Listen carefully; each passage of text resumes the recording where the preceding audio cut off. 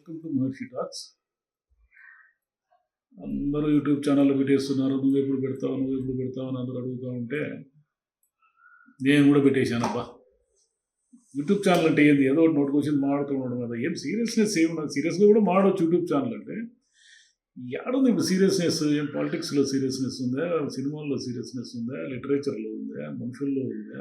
ఎన్నో రోజు వారి ఏదో టిక్ అనేది షార్ట్స్, రీల్స్ ఇవన్నీ చూసుకుంటూ ఊరి మీద ఊరు జోకులు వేసుకుంటూ ఎలాగో కాలం గడిపేస్తున్నాం. కానీ సీరియస్నెస్ ఎక్కడ ఉంది? సీరియస్నెస్ ఉంటే అర్ధనాక పనికిరాని వాళ్ళంతా నాయకులు అయిపోయి వాళ్ళు ఐఏఎస్లు ఐపీఎస్ల మీద చలామణి చేస్తూ భయంకరంగా చదువుకున్న వాళ్ళంతా చేతులు కట్టుకుని నిలబడి ఏమీ చదువులేని వాళ్ళందరూ కూడా పెత్తనం చేసుకుంటూ ఇదే కదా నడుస్తుంది లోకమంతా. ఇదంతా నడుచుకున్నప్పుడు సీరియస్నెస్ గురించి ఎందుకు మాట్లాడేది? కాబట్టి కామెడీ గురించి మాడుకుందాం. కామెడీ అంటే ఏం చేయాలి? కామెడీ అంటే ఏదో ఒకటి నవ్విస్తూ ఉన్నారు. ఏం నవ్వించేది? పెద్ద చాలామంది చాలా షోస్లో నవ్విస్తున్నారు కదా, ఏమేమో చెప్పి జోకులు చెప్పి అవి చెప్పి ఇవి చెప్పి మళ్ళీ మనం కొత్తగా ఏం నవ్విస్తాము? ఏడిపించేది చాలా సులభం. ఎందుకంటే పూర్వం ఏడిపించేదానికి సినిమాలు ఉండేవి. శారద ఇట్లా కొంతమంది నా టీం ఉండరు. వాళ్ళ సినిమా అంటే ఇంక ఏడ్చడమే. సుహాసిని దిక్కు తెలియకుండా ఏడ్చేవాళ్ళు. ముఖ్యంగా 11:30 నాటికి లేడీస్ విపరీతంగా వచ్చే రోజుల్లో ఇంక బిగినింగ్ నుంచి ఎన్ని మనుషులు మారాలనే సినిమాలు అయితే ఖర్చీపులు తడిసిపోయేటి జనాలందరికీ, ముఖ్యంగా ఉమెన్కి. అదే ఉమెన్ ఎందుకు ఏడుస్తారు, మగవాళ్ళు ఎందుకు ఏడంటే మగవాళ్ళు కూడా ఏడుస్తారు, ఎందుకు ఏడవరు? మగవాడికి మనిషి కాదు, వాడు దుఃఖం రాదా? అదే ఉమెన్ ఏమిటంటే ఏడవడం ఒక రైట్, ప్రశాంతంగా ఏడ్చేసి అక్కడ లోపల ఉన్న స్ట్రెస్ అవన్నీ వదిలించుకునేస్తారు. మగవాళ్ళు పూర్వం నుంచి చిన్నప్పటి నుంచి రకరకాల జీన్స్లో పేరుకుపోయింటుంది కదా, నేను మగవాడిని, నేను ఈగో. ఏంద్రా ఆడవాళ్ళు ఏడిచినట్లు ఏడుస్తావు, ఏం మగవాడు కదా నువ్వు ఇట్లా మాట్లాడేది, ఇవన్నీ ఈగో రెచ్చగొట్టడాలు ఉంటాయి కదా. అందుకు వాడు ఏమైనా ఏడిస్తే గిడిస్తే లోపల ఏడుచుకుంటూ ఉంటాడు అంతే. ఏడుపు అనేది కామన్, దుఃఖం అనేది అందరికీ కామనే కదా. మగవాళ్ళు అంటే వాళ్ళు ఏమైనా ప్రత్యేకమైన గ్రహం నుంచి ఏమి వచ్చింటారు కదా, మామూలుగా ఏదో బుక్ కూడా అంటున్నాడు, women from Venus, men from Mars అని. వాళ్ళిద్దరికి ఎందుకు పొసగదు అంటే ఇద్దరు వేరువేరు గ్రహాలకు చెందిన వాళ్ళు కాబట్టి పొసగదు అని ఒక ఆయన మహానుభావుడు జాన్ మూర్ ఎవరైనా బుక్ రాశారు.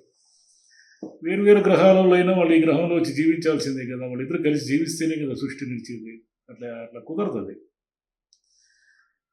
కాబట్టి ఏడిపించే వాళ్ళకి ఏమీ కుదరలేదు. సినిమాలు ఒకప్పుడు ఏడిపించే సినిమాలు ఉండేవి కానీ ఇప్పుడు ఏమీ లేవు. టీవీ సీరియల్స్ ఏడిపిస్తున్నాయి కానీ అవి ఏళ్ళకి ఏళ్ళు ఏదేంటో. మామూలు టీవీ సీరియల్ చూడడమే ఒక దుఃఖము. దుఃఖాన్ని కోరుకోవాలనుకుంటే టీవీ సీరియల్ చూడాలి. ఎందుకంటే ఆ రేంజ్లో ఉంటుంది అది కదలకుండా మెదలకుండా ల్యాగ్ అయ్యి ఒక ఆమె మెట్లు ఒక 10 నిమిషాలు దిగుతుంది, ఇంకొక ఆమె మెట్లు 10 నిమిషాలు ఎక్కుతుంది.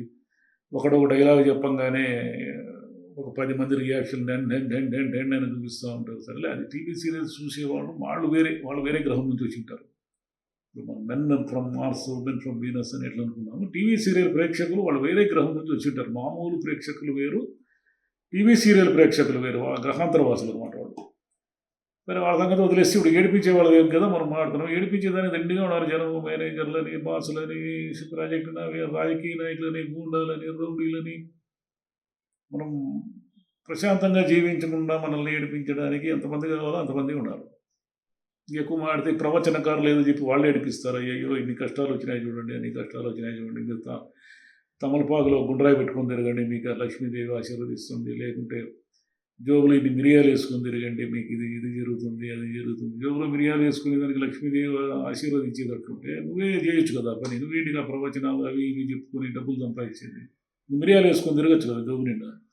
ఇంకా కావాలంటే మీ కుటుంబం అందరికీ ఒక మిరియాల బస్తాలు రోజు మిరియాల బస్తా అటు నుంచి అడిగి మోసేసి 4 యాలక్కలు వంటి కింద పెట్టుకుని ఉంటే లక్ష్మీదేవి ప్రసన్నం చేస్తుంది కదా నీకు. కాబట్టి డబ్బు సంపాదించడము, డబ్బు వస్తుంది అని చెప్పే వాళ్ళంతా కూడా వాళ్ళ డబ్బు సంపాదించుకుంటారు. డబ్బు సంపాదించడం ఎలా? ఎవడో పుస్తకం రాసి చదివినోడికి ఏమి రాలేదంట, పుస్తకం రాసినోడు దండిగా డబ్బులు వచ్చినాయంట. అంటే వాడు కరెక్ట్గానే ఉన్నాడు. డబ్బు సంపాదించడం ఎలా అని వాడు రాశాడు కాబట్టి వాడు డబ్బులు వచ్చినాయి. నేను ఎవడు చదవమన్నాడు? పుస్తకాలు చదివితే డబ్బులు వస్తాయి ఎక్కడైనా? ఐఏఎస్లు ఐపీఎస్లు చదివితేనే డబ్బులు రావడం లేదు. మామూలు పుస్తకాలు, రోడ్డువారి పుస్తకాలు చదివితే డబ్బులు వస్తాయి ఎక్కడైనా? కాబట్టి డబ్బులు రావడానికి పుస్తకాలకి ఏం పని లేదు, డబ్బులకి జ్ఞానానికి ఏం పని లేదు. తెలివైన వాళ్ళంతా డబ్బు సంపాదించేది నిజమైతే లెక్చరర్లు, ప్రొఫెసర్లు, టీచర్లే బోలెడు డబ్బులు సంపాదించారు. వాళ్ళే కదా తెలివైన వాళ్ళు. వాళ్ళే కదా పిల్లలకు విద్యాబుద్ధులన్నీ నేర్పించేది. పిల్లల్ని తెలివైన వాళ్ళగా తయారు చేస్తున్నారంటే వాళ్ళెంత తెలివైన వాళ్ళు అయ్యుండాలా. అది కదా లెక్క. ఆ లెక్క మనం ఎప్పుడు పాటించాం. ఎందుకు పాటించమంటే మన పిల్లలందరినీ కూడా ఈ డిఎస్సిలో ఫెయిల్ అయ్యి గవర్నమెంట్ టీచర్గా ఉద్యోగం సంపాదించలేక వెనకబడిపోయి ఆ ఎగ్జామ్ ఫెయిల్ అయిన వాళ్ళందరూ ప్రైవేట్ స్కూళ్ళలో టీచర్లుగా చేరితే ఆడపోయి మనం డబ్బులు ఇచ్చి మన పిల్లలందరినీ చేస్తాం. ఎవరైతే డిఎస్సి పరీక్ష పాస్ అయ్యి గవర్నమెంట్ టీచర్లుగా ఉండి వీళ్ళకంటే వాళ్ళు ఇంటెలిజెంట్లుగా ఉన్నప్పటికీ కూడా మనం ఎట్టి పరిస్థితుల్లోనూ గవర్నమెంట్ స్కూళ్ళల్లో చేర్చాం. ఎందుకంటే గవర్నమెంట్ పాపం వాళ్ళ తన బ్రాండ్ ఇమేజ్ను కాపాడుకుంది. గవర్నమెంట్ అనగానే భయపడి చచ్చేటట్లు అయిపోయింది. గవర్నమెంట్ వాళ్ళు ఇచ్చిన నీళ్లు తాగాలంటే భయం, గవర్నమెంట్ వాళ్ళు ఇచ్చిన ఆసుపత్రులకు పోవాలంటే భయం, గవర్నమెంట్ వాళ్ళు ఇచ్చిన స్కూళ్ళలోకి పోవాలంటే భయం మనకు. మన పిల్లలు మన భావి భవిష్యత్తు ఐఐటి ఫౌండేషన్ అవన్నీ చదవాలన్నది మన కోరిక చిన్నప్పటి నుంచి. అంటే వాళ్ళ చిన్నప్పటి నుంచి మనకు ఉంటుంది కాబట్టి వాడిని తీసుకుపోయి మనం గవర్నమెంట్ స్కూల్లో చేర్పించాలంటే మనకు ధైర్యం కాదు. మనకి ఏదైనా జబ్బు జలుబు దూరమో వస్తే మనం పోయి అదేంది ప్రభుత్వ వైద్యశాలకు పోము. ప్రభుత్వ వైద్యశాలకు పోతే ఒక చాంతాడంత క్యూ ఉంటుంది. వాడికి మనం చెప్పేది వినడు ఆ డాక్టరు. ఈ చెవుల్లో స్టెథోస్కోప్ పెట్టుకోకనే నేను గుండె టెస్ట్ చేసి పడేస్తాడు. ఏమైనా చేస్తారు. ప్రైవేట్ వాళ్ళు అంటే వాళ్ళు ఏమైనా నాణ్యంగా చిక్కంగా ఉన్నారంటే వాళ్ళు ఏమైనా నాణ్యంగా చిక్కంగా ఏమి లేదు. వాళ్ళు నీ స్టేటస్ నీ పోతనే ఆ ఫారం ఇంటికి రాయించుకుంటారు వాళ్ళు. ఆ ఫారంలో నీ మొత్తం నీ అంచనా తూకం వేసి రాయి అనమాట. అది ఫారం అంటే ఏంటంటే ఆసుపత్రుల్లో తూకం వేసి రాయి ప్రైవేట్ ఆసుపత్రులు. అంటే ఓహో వీడికి లక్ష వేస్తే వీడు తట్టుకుంటాడు, ఓహో వీడు 5 లక్షలు వేస్తే ఇంటికాడ ఉన్న 2 ఎకరాలు అమ్ముకొని వస్తాడు, వీడికి 10 లక్షలు బిల్లు ఇచ్చే వరకు వీడిని బయటికి పంపకూడదు. ఇది లెక్క. ఈ లెక్క ప్రకారం నిన్ను ఉండదంతా ఊడగొట్టే వరకు వాళ్ళు నిద్రపోరు. కరోనాలో ఫుల్ వాయించి పారేసి కాంపౌండర్లు వీళ్ళు ఏదో మన ఆర్ఎంపీలు కూడా కోట్లు సంపాదించి ఏం చేస్తారు? సంపాదించి ముక్కుకు పెట్టడమే, ఆక్సిజన్ పెట్టడము వసూలు చేయడము, ఆక్సిజన్ పెట్టడము వసూలు చేయడం. పోయినోడు పోతూ ఉంటాడు. వాడు మనం వైద్యం వల్ల పోయినా కూడా మనల్ని అడిగేవాడే ఉంటాడు. కరోనాలో ఎవరికి తెలుసు నువ్వు ఏం పెడుతున్నావు, ఏం చేస్తున్నావు, ఎవరికి తెలుసు? లోపల రానిరు. మనకు భయం కరోనా అంటే లోపల పోవాలని. ఇట్లా కరోనాతో బోలెడు మంది వెళ్ళిపోయినారు, బోలెడు మంది సంపాదించుకున్న వాళ్ళంతా దృష్టివంతులు, పోయిన వాళ్ళంతా పోయినట్టే. కాబట్టి ప్రైవేట్ ఆసుపత్రుల్లో అది వేరే ట్రీట్మెంట్. జబ్బు వస్తే డబ్బు ఉండాలి, డబ్బు వస్తే మొత్తం నిన్ను దులిపేస్తారు, ఏముండేరు నిన్ను. పల్లెటూళ్ళలో చాలామంది రైతులు అప్పుల పాలు కావడానికి 1 ఆసుపత్రులు, 2 ప్రైవేటు విద్య. అందరూ అనుకున్నట్టుగా వ్యవసాయం దెబ్బతిని రైతులు ఆత్మహత్యలు చేసుకుంటున్నారు అనేది వాస్తవమే అయినప్పటికీ, వ్యవసాయం గిట్టుబాటు ధర లేదు అనేది నిజమైనప్పటికీ, పల్లెటూళ్ళలో కూడా తమ పిల్లలు బాగా పైకి రావాలని ప్రైవేటు కాలేజీలు వీటిలో లక్షలు పోసి చదివించి స్తోమత లేక వ్యవసాయంలో గిట్టుబాటు కాకపోవడం కారణం అంటే, చిన్న జబ్బు వస్తే వాళ్ళ అమాయకత్వాన్ని ఆసరాగా చేసుకొని వాళ్ళని పీల్చి పిప్పి చేస్తున్న డాక్టర్లు కూడా ఒక కారణం. అంటే డాక్టర్లు అందరూ చెడ్డవాళ్ళు అని నేను అన్నా. డాక్టర్లు చెడ్డవాడైతే ఈ ప్రపంచంలో ఎవడు ప్రాణానికి రక్షణ లేదు. ప్రాణం పోసి ఏకైక వ్యక్తి ఈ ప్రపంచంలో డాక్టర్ ఒక్కడే. ఎందుకంటే డాక్టర్ దేవుడితో సమానం.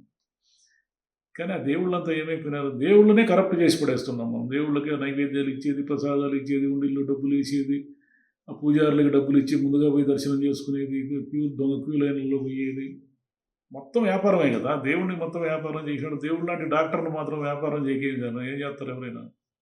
దేవుడే కరప్ట్ చేసేస్తుంటే మనము డాక్టర్ని కరప్ట్ చేసేది ఎంతసేపు? మెడికల్ షాపులు వాళ్ళు వీళ్ళు గిఫ్ట్లు అవి ఇవి అన్నీ ఇచ్చేస్తూ ఉంటే అతను ఏమైపోతాడు పాపం? అతనికి కుటుంబం ఉంటుంది, సంపాదించాలని కోరిక ఉంటుంది, పిల్లలు భార్య పిల్లలు పెద్ద కారులో తిరగాలని ఉంటుంది. మరి ఎంబీబీఎస్ 5 సంవత్సరాలు చదివి ఉంటాడు కదా అతను. మన చదువు ప్రతిఫలం లేకపోతే ఎట్లా? మొత్తంగా ఏం జరుగుతూ ఉంది అంటే, మనమైతే గవర్నమెంట్ బ్రాండ్ ఇమేజ్ దగ్గర నుంచి వచ్చాం కదా. గవర్నమెంట్ బ్రాండ్ ఇమేజ్ మంచినీళ్ళు కూడా మనం ఏ రైల్వే స్టేషన్లోనూ బస్ స్టాండ్లోనూ ఒకవేళ వాళ్ళు కుళాయి పెట్టినా కూడా తాగాలి. ఎందుకు తాగమంటే మనం భయం ఎత్తుకుంది. గవర్నమెంట్ నీళ్ళు కనుక తాగితే మనం వెళ్ళిపోతాం పైకి అని. అందుకని ఏదో ఒకటి ఒక పనికి మాలిన వాటర్ ప్యాకెట్ అయినా కొనుక్కొని తాగుతాము, లేదంటే వాటర్ బాటిల్ అయినా కొనుక్కొని తాగుతాం. నీళ్లు అనేది అమ్మకం వస్తువు అవుతుందని ఒక 40 ఏళ్ల క్రితం ఎవ్వడూ ఊహించలేదు. నీళ్ళని మనం కొనుక్కొని తాగుతామని ఈ పల్లెటూరులో ఏ ఒక్కరు కూడా ఎక్స్పెక్ట్ చేయలేదు. ఈరోజు పల్లెటూరులన్నీ కూడా వాటర్ క్యాన్లు వేసుకొని జీవిస్తున్నాయి. ఇదే పరిస్థితి ఇంక 100 ఏళ్ళకు, 200 ఏళ్ళకు, 300 ఏళ్ళకు చెప్పలేము. ఎన్ని ఏళ్ళకు వస్తుందని చెప్పలేము. కానీ గాలికి కూడా వస్తుంది ఈ పరిస్థితి. ప్రతి పల్లెటూరులోనూ ఒక ఎయిర్ ప్యూరిఫైయర్ లాగా మన ముక్కులకు తగిలించుకొని తిరిగే ఒక కాలము. మన ముక్కులకు మాస్కులు కట్టుకొని తిరుగుతుంది కదా కరోనాలో. అట్లా ముక్కులకి మంచి గాలి అనే దాన్ని పెట్టుకొని తిరిగేది ఒక కాలం ఒకటి వస్తుంది. అది ఎక్కువ రోజులు ఏమి లేదు. మన హయాంలో చూడకపోవచ్చు కానీ 50 100 ఏళ్ళకి వచ్చేస్తుంది అది కూడా. దాని గురించి కూడా ఎవడు కాపాడలేదు. సరే మనం ఏం చెబుదామని మొదలుపెట్టినాం, ఏమి ఎక్కడ పోతున్నాము, మహర్షి టాక్స్ అంటే ఇట్లా ఏందేందో నాన్సెన్స్ అంతా మాడతావు, ఏంది ఇది పంచాయతీ, నువ్వు ఏదన్నా అన్నారు జోకులు చెప్పు నవ్వుతాము, జోకులు చెప్తానబ్బా, జోకులు చెప్తానబ్బా. అలాంటి రచయిత ఒకడు చచ్చిపోయి నరకానికి పోయినాడట. రచయితలు జనరల్గా నరకానికే పోతారు, ఎందుకంటే వాళ్ళు స్వర్గానికి పోయే ఛాన్స్ లేదు. కానీ స్వర్గానికి వాళ్ళు పోయినా స్వర్గాన్ని కూడా నరకం చేసేస్తారు వాళ్ళు. ఏమీ ములాజ లేదు వాళ్ళకి, మొహమాటం లేకుండా స్వర్గాన్ని కూడా గబ్బు పట్టించేసి నరకం చేసేస్తారు. ఎందుకంటే వీళ్ళు కవిత్వము కథలు చెప్పి వాళ్ళు చదివి వినిపిస్తారు. వాళ్ళు ఆ నుండి దేవతలు గీవతలు ఇంద్రుడు గింద్రుడు అందరూ పారిపోయిస్తారు. ఇంకేముంది, ఒక దిండు లాంటి నవల కూడా ఎత్తుకొని పోయి చదివినాడు అనుకో, ఇంకేముంది, ఇంద్రుడు పారిపోక ఏమవుతాడు, ఎవడైనా పారిపోతే అంటే వజ్రాయుధం వేసి చంపారేస్తాడు. చంపితే అడిగిపోతాడు, ఆల్రెడీ చచ్చే కదా స్వర్గానికి వచ్చినాడు. కాబట్టి మళ్ళీ వజ్రాయుధం వాడడం వల్ల కూడా ప్రయోజనం లేదు, చచ్చిపోయిన ఎన్నిసార్లు చంపుతాం, చంపలేదు. కాబట్టి రచయితలు నరకానికి పోయినారనేది కరెక్ట్. వాళ్ళు ఏడున్న నరకం చేసేదానికి సిద్ధంగా ఉంటారు కాబట్టి రచయితలు నరకానికి పోయినారు. ఏంటంటే బతుకున్నంతకాలం ఏంటేంటో చెప్పి వినిపించి ఉంటారు కాబట్టి. కవులు అయితే 100% పోయే అవకాశం ఉంది, ఎందుకంటే వాళ్ళ కవిత్వం వినిపించి చెవులు దిబ్బేళ్ళు పడి పారిపోయి ఉంటారు కాబట్టి అనేక మంది.